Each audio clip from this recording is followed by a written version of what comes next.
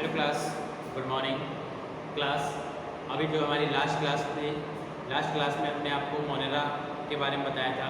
Monera में हमने कई सारी चीज़ें आपको बताई, बैक्टीरिया के बारे में बताया, बैक्टीरिया के जो पार्ट्स थे उनके बारे में बताया, और भी हमने कई सारी चीज़ें आपको इसमें स्पष्ट कराई।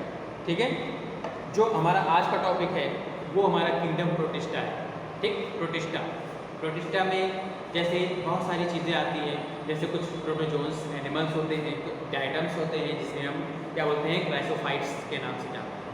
ठीक, तो आज का जो हमारा जूलॉजी का टॉपिक है वो हमारा है किंगडम प्रोटिस्टा के बारे में हम बताते हैं। ठीक, क्या है, जो साइंटिस्ट थे वीटेकर ने 5 जगत प्रणाली बनाई थी, 5 किंगडम क्लासिफिकेशन बताया था, और उसमें इसको इसी 5 किंगडम क्लासिफिकेशन में प्रोटिस्टा को भी रखा। ठीक है, तो वीटेकर के अनुसार क्या है, जो प्रोटिस्टा में ऐसे ऑर्गेनिज्म या ऐसे जीवों को रखा गया है जो क्या है, यूनिसेल्युलर होते हैं, एक कोशिकीय होते हैं, और उसमें जो केंद्रक होता है वो क्या होता है, ट्रू न्यूक्लियस पाया जाता है। ठीक है, मतलब जो केंद्रक है वो पूर्ण विकसित केंद्रक पाया जाता है। ठीक, अब प्रोटिस्टा का मतलब क्या होता है, प्राइमरी। ठीक, प्राइमरी मतलब जो सबसे पहले जीव आए, हम ये कह सकते हैं, या हम ये कह सकते हैं इसके अंतर्गत अगर हम बात करें तो जैसे अमीबा। ठीक, अमीबा, पैरामीशियम, यूग्लिना, ये सारी चीज़ें आती हैं किसमें, किंगडम प्रोटिस्टा। ठीक, अब इसके अगर हम कैरेक्टरिस्टिक्स की बात करते हैं, मीन्स जो लक्षण है, कैरेक्टरिस्टिक्स, इसके अगर हम कैरेक्टर की बात कर लें तो इसका कैरेक्टर, जैसे अगर हम फर्स्ट पॉइंट की बात करें तो ये जितने भी इस प्रोटिस्टा जो हमारा किंगडम है उससे रिलेटेड जितने भी जीव होते हैं, जितने भी ऑर्गेनिज्म होते हैं, क्या होते हैं, यूनिसेल्युलर। यूनिसेल्युलर का मतलब क्या होता है, एक कोशिकीय जीव, एक कोशिकीय। ठीक है, तो इस संघ के जितने भी या इस किंगडम के, इस जगत के जितने भी जीव होते हैं, ऑर्गेनिज्म होते हैं, वो सारे क्या होते हैं, यूनिसेल्युलर होते हैं। नेक्स्ट पॉइंट की अगर हम बात करें तो ये जीव क्या होते हैं, यूकैरियोट्स होते हैं। ठीक, क्या है, they are eukaryotes.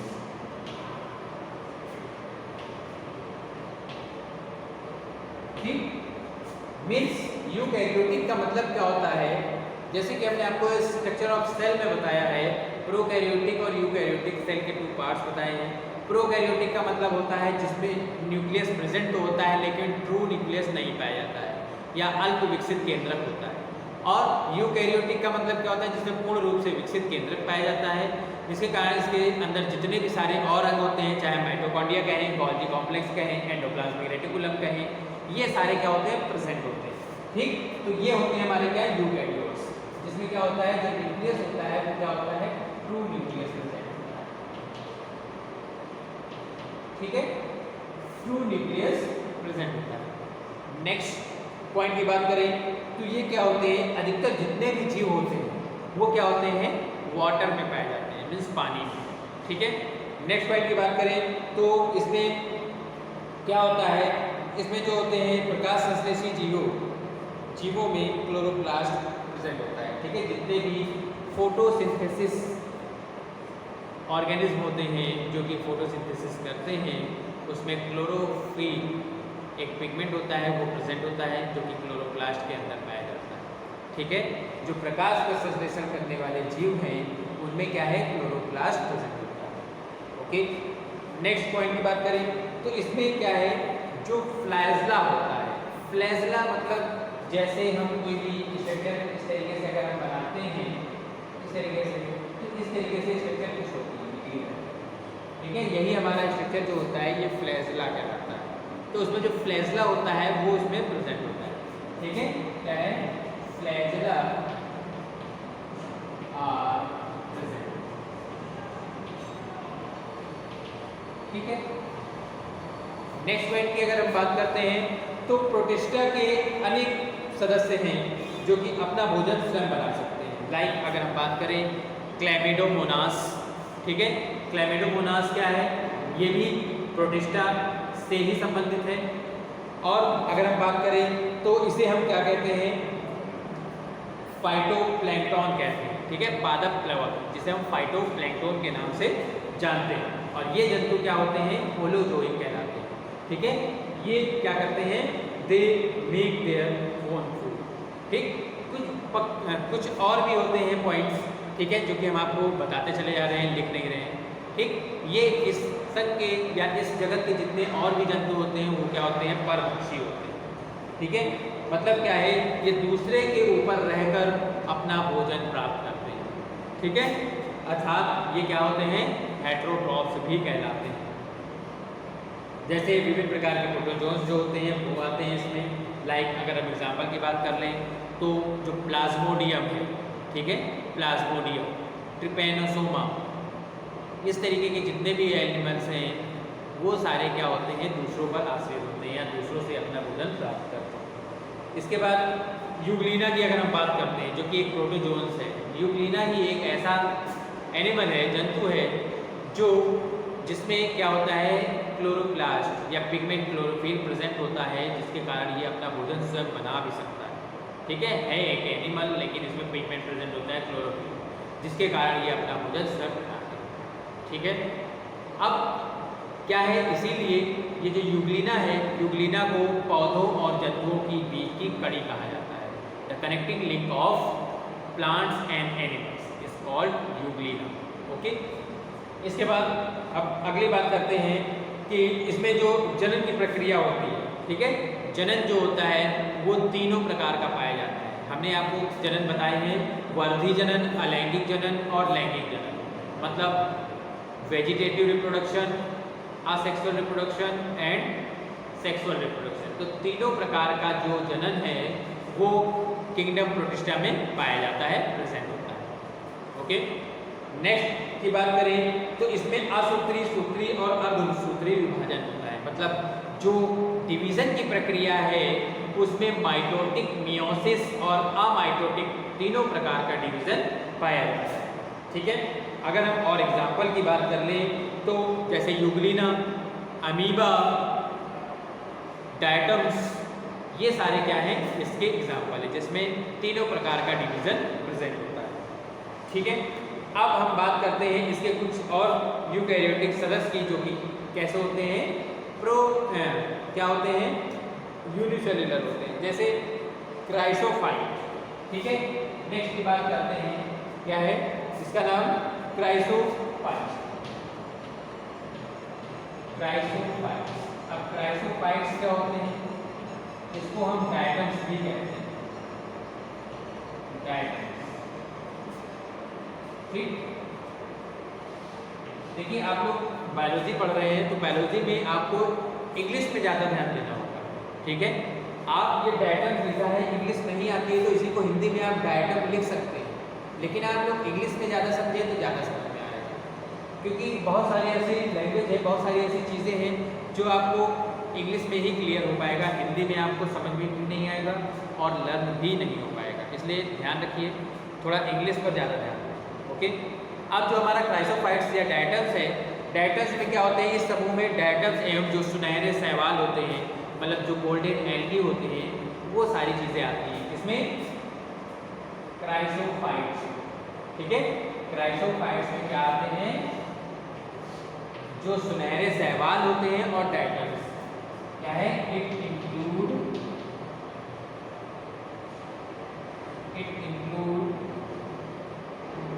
Diatoms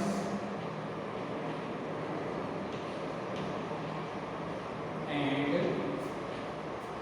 golden algae,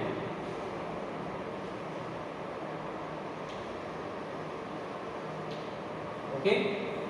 इसके बाद अब देखिए क्या है, ये कैसे होते हैं, समुद्र में पाए जाने वाले होते हैं और प्रकाश संश्लेषण द्वारा भोजन का निर्माण स्वयं करते हैं, ठीक है, क्योंकि इसमें क्लोरोफिल जो वर्णक होता है वो प्रेजेंट होता है। डायटम्स के बारे में अगर हम एक बात कहें तो डायटम्स क्या है, डायटम्स में असेक्सुअल रिप्रोडक्शन के समय एक विशेष प्रकार के स्पोर्स बनते हैं, जिसे हम क्या कहते हैं, ऑक्सोस्पोर्स कहते हैं, ठीक है। क्या है, डायटम्स में जब असेक्सुअल रिप्रोडक्शन होता है, अलैंगिक जनन होता है, तो एक विशेष प्रकार का स्पोर या बीजाणुओं का निर्माण होता है, जिसे हम क्या कहते हैं, ऑक्सोस्पोर के नाम से जानते हैं, ठीक है। अब आगे बात करते हैं इसकी जो डायटम्स है, डायटम्स की जो सेल वॉल होती है, कोशिका भित्ति, ठीक है, सेल वॉल ऑफ डायटम्स, जो डायटम्स की सेल वॉल होती है वो किसकी बनी होती है? सेल्यूलोज की। सेल्यूलोज नामक एक पदार्थ होता है जो कि कार्बोहाइड्रेट की श्रेणी में आता है, तो सेल्यूलोज की बनी कोशिका भित्ति इसमें पाई जाती है, ठीक है। इसमें सिलिका के जमाव के कारण इनकी जो भित्ति होती है, जो सिलिका होती है, ठीक है, सिलिका क्या होता है इसमें बहुत अधिक जम जाता है, जिसके कारण इसकी कोशिका भित्ति जो होती है बहुत ही कठोर हो जाती है और मृत्यु के बाद भी इसकी भित्ति का नष्ट नहीं होती है, ठीक है। अगर वो किसी तरीके से मर भी जाता है तो भी उसकी जो सेल वॉल है वो मरती नहीं है, मतलब वो नष्ट नहीं होती है, ठीक है। डायटम्स अपने पीछे क्या करते हैं? बड़ी मात्रा में सेल वॉल को छोड़ जाते हैं, जिससे क्या होती है? डायटम्स जो मृतिका होती है, जिसे हम डायटोमियस अर्थ के नाम से जानते हैं, उसका निर्माण धीरे धीरे होता रहता है और इसमें क्या होता है? सिलिकॉन ऑक्साइड प्रेजेंट होता है और ये क्या है? बहुत ही काम आता है, ठीक है। तो ये हमारा क्या है? डायटम्स है, ठीक। इसके बाद हम बात करते हैं डायनोफ्लैजेलेटेड, ठीक है। अब डायनोफ्लैजेलेटेड क्या होता है?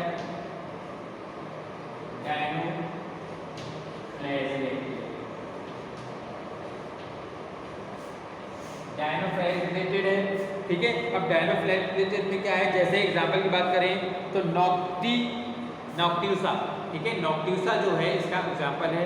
ये क्या होते हैं? ये भी क्या है? एक कोशिकीय यूनिसेल्युलर होते हैं, ठीक है, और समुद्री शैवाल होते हैं, ठीक है। ये क्या है? यूनिसेल्युलर समुद्री एल्गी होते हैं जो कि मैराइन वाटर में प्रेजेंट होते हैं और प्रकाश संश्लेषण की क्रिया ये भी करते हैं, ठीक है। ये क्या होते हैं? यूनिसेल्युलर होते हैं, यूनिसेल्युलर होते हैं, ठीक, और मैराइन वाटर में प्रेजेंट होते हैं, फोटोसिंथेसिस की क्रिया करते हैं, फोटोसिंथेसिस की क्रिया करते हैं, ठीक। ये क्या होते हैं? यूनिसेल्युलर एल्गी आते हैं, तो क्या कहते हैं? एल्गी के होते हैं, ठीक है। और इनमें जब कुछ सेल वॉल की बात करें तो इसकी भी सेल वॉल जो होती है वो किसकी बनी होती है?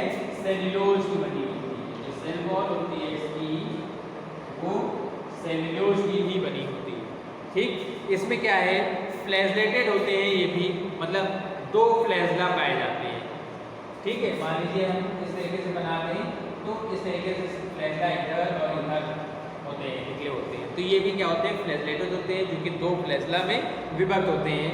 ये क्या होते हैं? एक लंबाई की दिशा में होता है तथा दूसरी प्लेट की जो खांचे होती हैं, ग्रुप्स होती हैं, उनके बीच में ये क्या होता है? पाया जाता है, ठीक है। इसमें जो क्लोरोफिल वर्णक या क्लोरोफिल जो पिगमेंट होता है वो क्लोरोफिल ए और क्लोरोफिल सी होता है और ज़ैंथोफिल प्रेजेंट होता है, ठीक। एग्जाम्पल की अगर हम बात करें तो नॉक्टिलूका, ठीक है, क्या है? नॉक्टिलूका, ठीक। एग्जाम्पल की अगर इसकी हम बात करें तो नॉक्टिलूका, ठीक है, नॉक्टिलूका हो गया। उसके बाद सिरेटियम, ठीक, क्या है? सिरेटियम, सिरेटियम इसका क्या है? मुख्य एग्जाम्पल है, ठीक। किसकी बात कर रहे थे हम? डायनोफ्लैजेलेटेड, ठीक है। डायनोफ्लैजेलेटेड इसीलिए नाम है क्योंकि इसमें जो फ्लैजला होते हैं वो दो होते हैं, ठीक। अब यूग्लिनाइड की हम बात करें, नेक्स्ट हम बात करते हैं यूग्लिनाइड की। तो यूग्लिनाइड के अंतर्गत जो होते हैं वो यूग्लिना आता है। यूग्लिना हमने बताया कि वो एक प्रोटोजोन्स होता है, ठीक है, जिसमें क्लोरोफिल प्रेजेंट होता है, मतलब यह है तो एक जंतु लेकिन क्लोरोफिल प्रेजेंट होने के कारण ये अपना भोजन स्वयं बनाते हैं, इसीलिए इसे हम क्या कहते हैं? यूग्लिनोइड, ठीक है, इसीलिए इसको यूग्लिनाइड कहते हैं, ठीक है। ये क्या है? ये भी क्या होते हैं? यूनिसेल्युलर जंतु होते हैं, ठीक। और फ्लैजला की मदद से क्या होता है? फ्लैजला इसके जो है वो लोकोमोशन ऑर्गन होते हैं, मतलब गमन करने की जो ऑर्गन होते हैं, अंग होते हैं, वो इससे वो एक स्थान से दूसरे स्थान पर जा सकते हैं, ठीक है। ये क्या है? तालाबों में, ताजे पानी में, पानी मिट्टी में, ठीक है, गीली मिट्टी अगर होती है तो उसमें उस जगह पर पाए जाते हैं। इनमें किसी भी प्रकार की कोई भी कोशिका भित्ति नहीं पाई जाती है, लेकिन कोई कोशिका भित्ति नहीं पाई जाती है, लेकिन इसमें एक आवरण होता है, ठीक, एक आवरण पाया जाता है जिसे हम पेक्टीन का आवरण कहते हैं। क्या बोलते हैं? पेक्टीन, ठीक, पेक्टीन का आवरण इसमें होता है, ठीक। और ये क्या होते हैं? यूनिसेल्युलर, यूनिसेल्युलर, और फोटोसिंथेसिस कर सकते हैं क्योंकि इसमें पिगमेंट प्रेजेंट होता है, ठीक है। फोटोसिंथेसिस की क्रिया को भी कर सकते हैं। अगर हम एग्जाम्पल की अगर हम बात करें तो इसके अंतर्गत क्या आता है? यूग्लिना जो हमारा होता है वो यूग्लिना आता है, ठीक। अब क्या है, इसके क्या है, इसमें आधार से एक लंबा क्रियाशील फ्लैजला निकला होता है, जो कि क्या होता है? एक छोटा और बहुत क्या होता है? निष्क्रिय होता है, निष्क्रिय रूप में वो बाहर निकला होता है। जैसे हमने एग्जाम्पल बताया यूग्लिना, तो जो यूग्लिना की स्ट्रक्चर होती है वो इसी के अकॉर्डिंग होती है, ठीक है। नेक्स्ट हम बात करते हैं अगले टॉपिक की, जिसे हम क्या कहते हैं? स्लिम मोल्ड्स के नाम से जानते हैं, ठीक है। क्या है? स्लिम मोल्ड्स या अवपंक, क्या बोलते हैं हिंदी में? अवपंक कला, जिसे हम बोलते हैं स्लिम मोल्ड्स, ठीक है। अब स्लिम मोल्ड्स क्या होते हैं? देखिए, स्लिम मोल्ड्स जो होते हैं वो टेरेस्ट्रियल जीव होते हैं, ठीक है। मतलब क्या है? धरती पर, अर्थ पर भी पाए जाते हैं। ये न ऐसे स्थानों पर पाए जाते हैं जहाँ की जो जमीन होती है वो नमी होती है उसमें, ठीक है। नमी वाले स्थानों पर ये अधिक पाए जाते हैं। और क्या है? इसमें प्रकाश संश्लेषण की क्रिया नहीं होती है, ठीक है, क्योंकि इसमें क्लोरोफिल वर्णक जो पिगमेंट होता है वो प्रेजेंट नहीं होता है, जिसके कारण इसमें प्रकाश संश्लेषण की क्रिया भी नहीं होती है। और ये प्रायः क्या होते हैं? परपोषी होते हैं, ठीक है, मतलब दूसरों पर आश्रित होते हैं, सैप्रोफाइट होते हैं, पैरासाइट होते हैं, ठीक है। इस तरीके से ये पाए जाते हैं। स्लिम मोल्ड्स या तो स्वतंत्र कोशिका के रूप में पाए जाते हैं, ठीक है, या तो उनके बीच ये क्या है? उनकी कई सारी अवस्थाएं होती हैं, तो अवस्थाओं के आधार पर निर्भर करता है कि वो किस तरीके से पाए जाते हैं, स्वतंत्र अवस्था में पाए जाते हैं या और किसी अवस्था में, ठीक। इसमें क्या है? जो वेजिटेटिव फेज होती है, वर्धी जनन में क्या होता है? स्लिम मोल्ड्स अकोशिकीय होते हैं, अकोशिकीय प्राणी होते हैं, और उनका शरीर क्या होते हैं? नग्न प्रोटोप्लाज्म में, मतलब नेक जो प्रोटोप्लाज्म होता है उसका बना हुआ होता है। धीरे धीरे यह सड़े गले पदार्थों पर रेंगते हुए जाता है और वहाँ से अपना न्यूट्रिशन प्राप्त करता है। जीवद्रव्य के इस चलते पिंड में प्लाज्मोडियम, ठीक है, इसके अंतर्गत जो अगर हम किसी की बात करें तो वो क्या है? प्लाज्मोडियम है। जैसे जैसे यह आगे बढ़ता है या भोज्य पदार्थों, जीवाणुओं एवं अन्य चीज़ों को निकलता चला जाता है, क्योंकि ये क्या है? दूसरों पर ही आश्रित है, तो उसके रास्ते में जितनी भी चीज़ आती है, भोज्य पदार्थ, अगर न्यूट्रिशन के लिए कोई भी चीज़ हुई या कोई भी सड़ी चीज़, गली चीज़ें हुई, वो धीरे धीरे क्या है? उसको खाता जाता है, अपघटित करता जाता है। जनन अवस्था में स्लिम मोल्ड्स एक क्या करता है? एक सेल वॉल, एक मोटी सी सख्त कोशिका भित्ति का निर्माण कर लेता है। इन बीजाणुओं में वास्तविक कोशिका भित्ति प्रेजेंट होती है, ठीक है। तो ये हमारा क्या था? स्लिम मोल्ड्स के बारे में था। कुछ आगे और चीज़ें हम बताएंगे, लेकिन आज की क्लास में इतना ही रहेगा। आगे क्लास में हम नेक्स्ट वीडियो में कुछ और बताएंगे। तो आज के लिए इतना ही। आप लोग वीडियो देखते रहिए। जिसने अभी तक सब्सक्राइब नहीं किया है, जल्दी से लाइक, सब्सक्राइब और शेयर जरूर करें। कोई प्रॉब्लम होती है तो डिस्कस जरूर करें। Okay, have a good day.